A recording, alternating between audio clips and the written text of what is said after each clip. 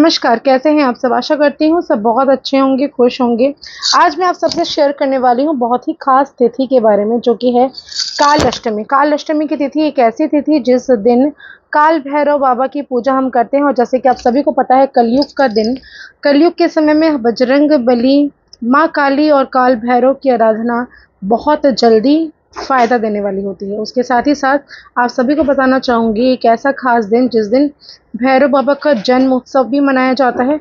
काल भैरव अष्टमी, काल भैरव का दिन काल अष्टमी का दिन एक ऐसा दिन होता है जिस दिन माँ दुर्गा की भी आराधना की जाती है, माँ काली की भी पूजा की जाती है। तो आप सभी को मैं शेयर करने वाली हूँ चंद उपाय, जो आपके ज़िंदगी में अगर किसी भी तरह का कष्ट है, परेशानी है, जैसे बहुत दिनों से आप जूझ रहे हैं और उसका आपको दिख नहीं रहा है कि रास्ता क्या है, तो इन सारी चीज़ों से आपको निजात कैसे मिले, इस बारे में बात करेंगे। लेकिन उसके पहले एक छोटा-सा विनम्र निवेदन, अगर अभी तक आपने मेरे और आपके दोनों के यूट्यूब चैनल एस्ट्रो पूर्णिमा को लाइक, शेयर, सब्सक्राइब नहीं किया, तो ज़रूर से ज़्यादा उसको सब्सक्राइब करिए, लाइक करिए, शेयर करिए।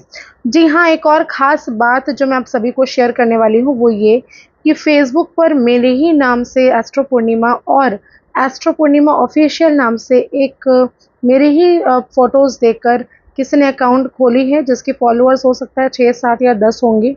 कृपया आप फॉलोअर्स चेक करके उसके बाद ही कोई रिस्पॉन्स करिए। फेसबुक पर 217 के एस्ट्रो पूर्णिमा ऑफिशियल जो मेरा पेज है, वहाँ पर फॉलोअर्स हैं।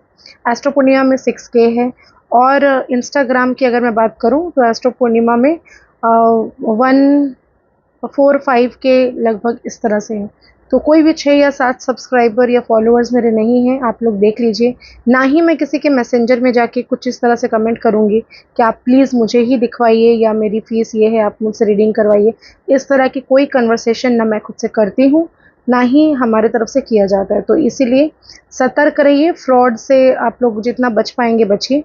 तो ये मैंने बता दिया। ख़ैर, अब इसके बाद बात करेंगे काल अष्टमी के बारे में। काल अष्टमी जो कि 20 तारीख को पड़ने वाली है, 20 तारीख का दिन, जो कि आप सभी के ज़िंदगी में बहुत ही खुशहाली वाला दिन होने वाला है। मंगलवार का दिन पड़ा है, बड़ा मंगलवार, जो कि 5 बड़े मंगलवार आ रहे हैं। पहला मंगलवार ऑलरेडी जा चुका है, ये दूसरा बड़ा मंगलवार है। तो मंगलवार की भी रेमेडीज़ आपको करनी है, साथ में भैरव अष्टमी की भी करनी है। तो सबसे पहला काम आपको ये करना है कि सुबह नहा धोकर स्वच्छ कपड़े पहन लीजिए। लाल रंग के वस्त्र धारण कर सकते हैं या सफ़ेद रंग के धारण कर सकते हैं, काले नीले कपड़े नहीं पहनने हैं उस दिन। दूसरा ख़ास चीज़, आपको अपने घर पर पूरी तरह से गंगा जल, गुलाब जल और थोड़ा-सा गुलाब का इत्र मिक्स करके आप छिड़क दीजिए, या स्प्रे बॉटल में डालकर आप स्प्रे कर दीजिए। ये करने से घर पर पॉज़िटिव वाइब्स आएँगी। अपने घर के चौखट के बाहर खड़े होकर आपको कुमकुम 9 कुमकुम के टीके लगाने हैं। कुमकुम से आप अगर टीका करते हैं और उसके ऊपर थोड़ा-सा अक्षत यानी बिना टूटा हुआ चावल छिड़क देते हैं, तो माँ लक्ष्मी का सदैव आपके घर पर वास होना शुरू हो जाता है। इसके साथ में आपको बताऊँगी कि अपने घर में आपकी नज़र घर की उतारनी है, ज़रूरी है, बहुत ही ज़्यादा ज़रूरी है, क्योंकि ये जो समय चल रहा है, बहुत सारे ग्रहों का ट्रांज़िट भी हो रहा है, जो कि राहु, केतु का ट्रांज़िट आज 18 तारीख है, तो आज हो जा रहा है। तो इसीलिए अपने घर की नज़र, अपने घर के लोगों की नज़र आपको ज़रूर उतारनी चाहिए। करना ये है कि आपको थोड़ा-सा काला रंग का जो सरसों होता है, काली राई जिसे हम कहते हैं, वो लेना है, तेजपत्ता लेना है। 1 तेजपत्ता ले लीजिए, 5 सूखी मिर्च ले लीजिए, थोड़ा-सा काला राई ले लीजिए, उसके अंदर आपको थोड़ा-सा आटा ले लीजिए। लेकर इन सारी अगर आपके घर पर नारियल झाड़ू जिसे हम कहते हैं, नारियल झाड़ू अगर है, तो झाड़ू का जो पहला हिस्सा होता है, भाग होता है, जो काठी होती है, उसको 3 टुकड़े में या फिर 5 टुकड़े में या तो 7 टुकड़े में डालकर आप उसके अंदर डाल लीजिए। डालकर अपने घर के जितने मेंबर्स हैं, सबके सर से एंटी क्लॉकवाइज़ 7 बार घुमाइए, और उसको भीमसेनी कपूर डालकर और या फिर गैस के बर्नर पर आप देकर उसको जला दीजिए। जलाने के बाद उस जगह पे खाना नहीं बनाना है, अच्छे से वॉश करना है, फिर खाना बनाना है। दूसरा काम आपको ये करना है कि अपने घर पर लोबांग से धुआँ देना है चारों तरफ। चंदन का इत्र अगर संभव हो तो आप शिवलिंग पर ज़रूर से ज़रूर डालिए।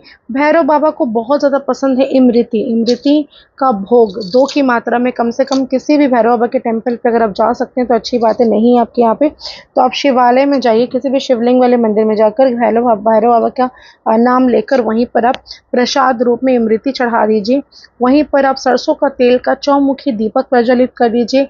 वहीं बैठकर भैरव अष्टक का पाठ आप कर सकते हैं तो अच्छी बात है, नहीं कर सकते तो यूट्यूब पर आप सुन सकते हैं, सुन लीजिए बैठकर।